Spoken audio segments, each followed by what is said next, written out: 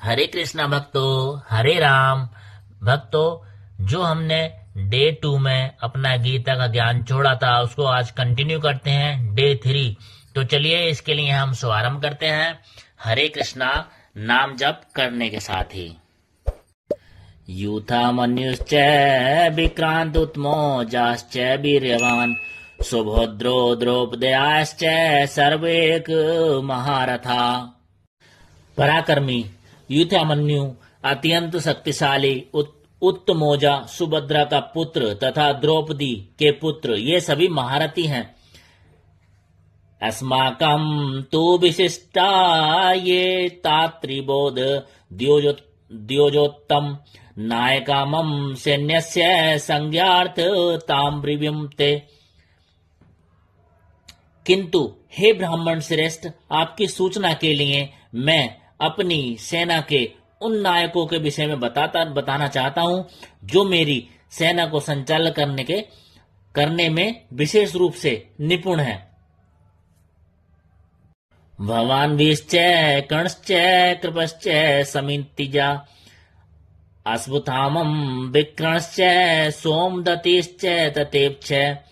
मेरी सेना में स्वयं आप, भीष्म, कर्ण, कृपाचार्य, अश्वत्थामा, विकर्ण तथा सोमदत्त का पुत्र भूरिश्वा आदि हैं जो युद्ध में सदैव विजयी रहे हैं। अतः तात्पर्य यह है कि दुर्योधन उन अद्वितीय युद्ध वीरों का उल्लेख करता है जो सदैव विजयी होते रहे हैं। विकर्ण दुर्योधन का भाई है, अश्वत्थामा द्रोणाचार्य का पुत्र है और सोमदत्तिया भूरिश्वा भाइयों के राजा का पुत्र है।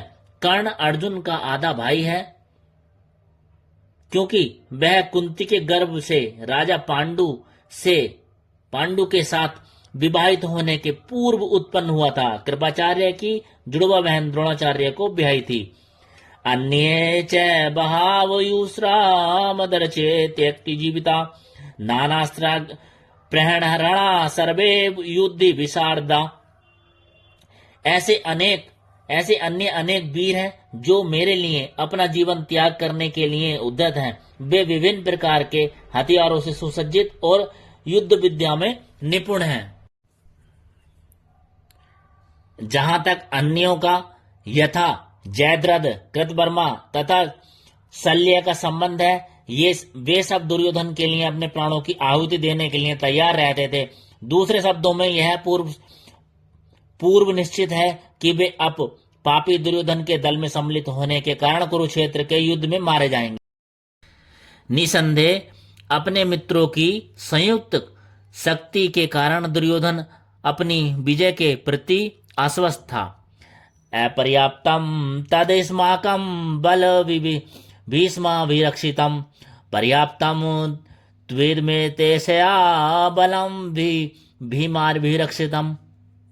हमारी शक्ति अपरिमेय है और हम सब पितामह द्वारा भली भांति संरक्षित हैं, जबकि पांडवों की शक्ति भीम द्वारा भली भांति संरक्षित होकर भी सीमित है। अर्थात यहाँ पर दुर्योधन ने तुलनात्मक शक्ति का अनुमान प्रस्तुत किया है।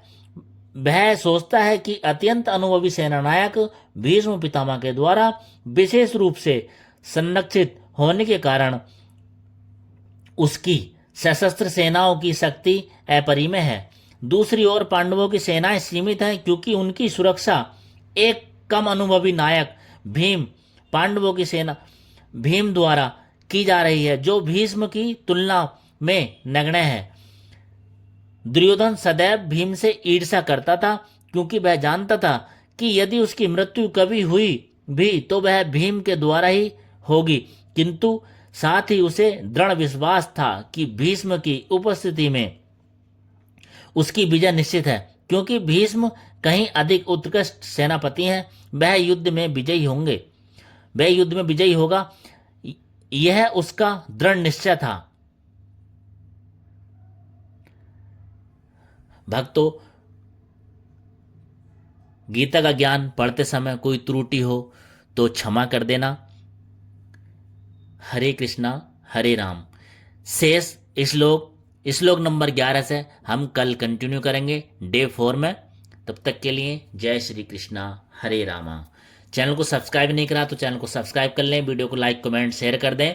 जैसे जैसा आगे बढ़ता चला जाएगा प्रभु कृपा हम पर आती चली जाएगी, क्योंकि जब हम प्रभु में अपने मन लगाना शुरू कर देते हैं तो प्रभु की कृपा हम पर बढ़नी शुरू हो जाती है, उनका प्यार बढ़ना शुरू हो जाता है। हरे कृष्णा हरे राम।